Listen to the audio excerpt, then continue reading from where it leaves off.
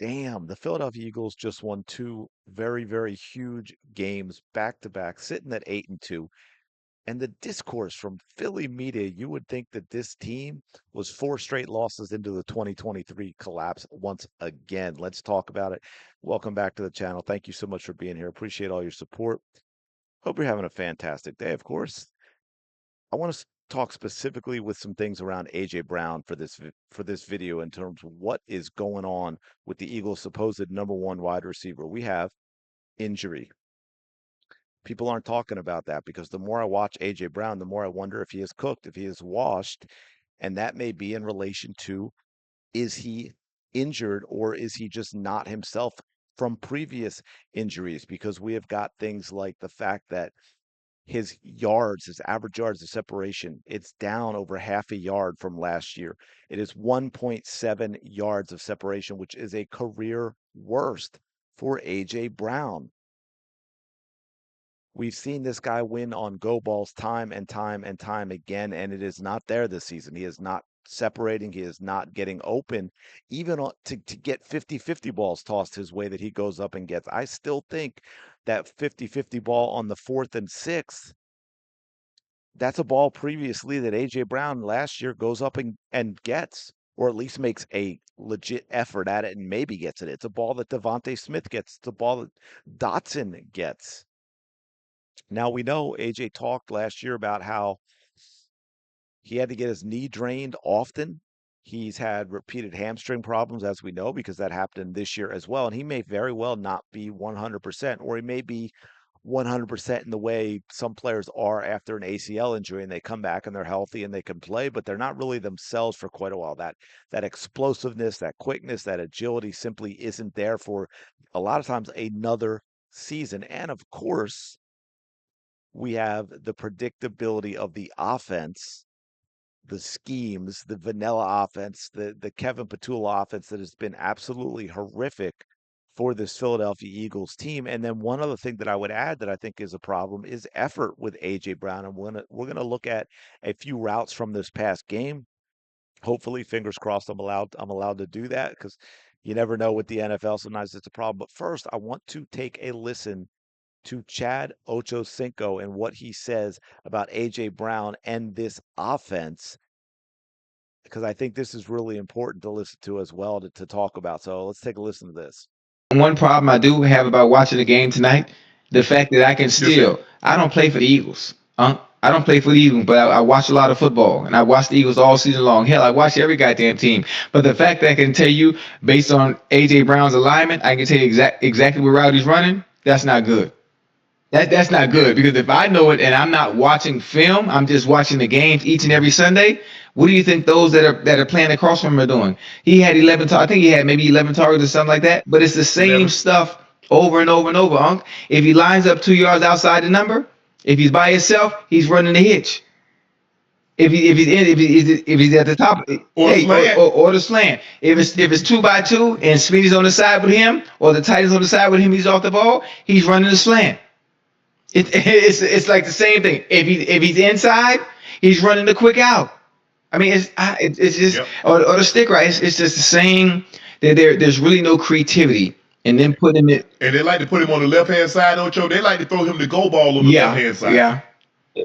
If you notice that, Mm-hmm. Ocho, a lot of his go balls Mm. are on the left hand Yeah, I side. mean, and so I understand his frustrations. Not only is he not putting up the numbers he like to, but you know what's actually coming based on his alignment and where he is. Route recognition, formation recognition, and the tendencies are the same. There you have it, folks. One of the biggest things in the NFL, and the reason all of these teams watch so much film in their preparation is tendencies, finding tendencies from other teams, from offenses and defenses in terms of formation, how they line up, players in motion and all of these things, what they're most likely going to run. And Kevin Patullo has made it as easy and as predictable as anyone in the NFL. And this just spreads down to everything because there's a lot of talk about Jalen Hurts and not playing well, not wanting to throw certain balls and all that. And look, he hasn't been great the past two games, but it all trickles down. If AJ's hurt, obviously that causes an issue. But even let's say it's not, a lot of his frustration from not getting passes isn't because of the quarterback. It's because of the predictability of the routes. He's not getting open. Jalen Hurts isn't throwing those passes, or as it seemed to be last week, he's forcing those, and then we get incompletes, and then people want to blame Jalen Hurts, and no one. Look, I know the fans. We've talked about Patullo a lot, but now I think the media, the Philly media, which I can't stand, is trying to redirect it to mostly to Jalen Hurts at this point, which we'll talk about in another video. But I also wanted to throw out a few plays here that hopefully I can show that I think are really important as well. So these are a few from this past week against the Lions that I want to break down for a couple of things. Okay, for we've got, I believe this is a slant from AJ. We've got the fake. You can see AJ down on the bottom of the screen toward the right. And one of the reasons I want to show this, and I also should have showed this more with when I do a video on Jalen Hurts, but you can see this is the type of throw that everyone says Jalen Hurts doesn't throw, though we saw it multiple times in this game. He throws into a tight window, which they say he can't do. He makes an accurate throw. He throws over the middle of the field. So there's the slant, and there's a nice one for a catch. Now, what I said at the beginning of the goes to those 7 catches. A.J. Brown had 10 yards total after the catch. So a lot of that, I'm not even saying it's on A.J., although he doesn't seem to be creating that separation, but it's on the offensive scheme as well, not having yards after catch.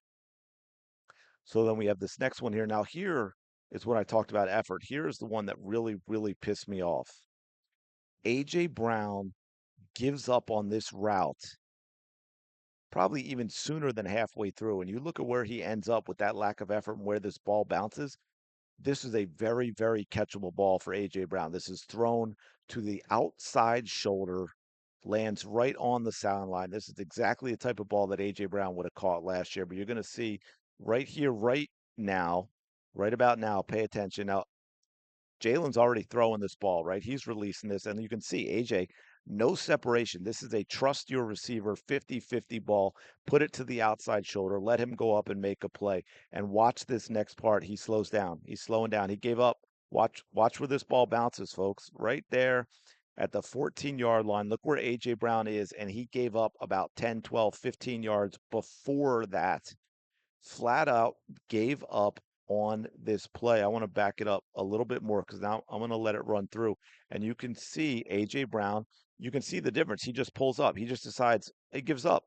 I mean, this is a ball that's thrown to him, folks. This is his ball. He complains about not getting targeted, and then he just gives up on the play. Insane.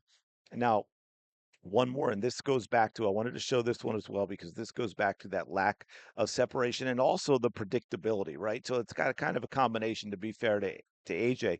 He's not getting separation, but if they know the routes, that makes it very difficult to get separation. You can see him down at the bottom, the outside, right?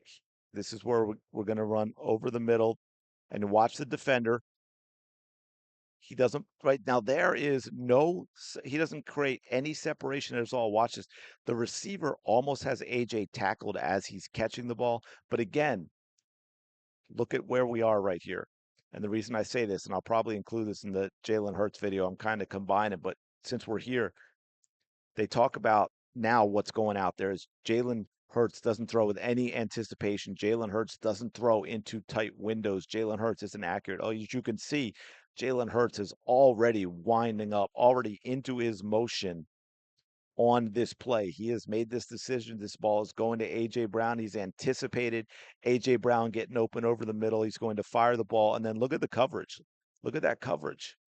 That is as tight as coverage gets, folks. And he puts it right on A.J. Brown's hands, but there are no yards after catch because there is no separation between A.J. Brown and his defender, and he is tackled right away.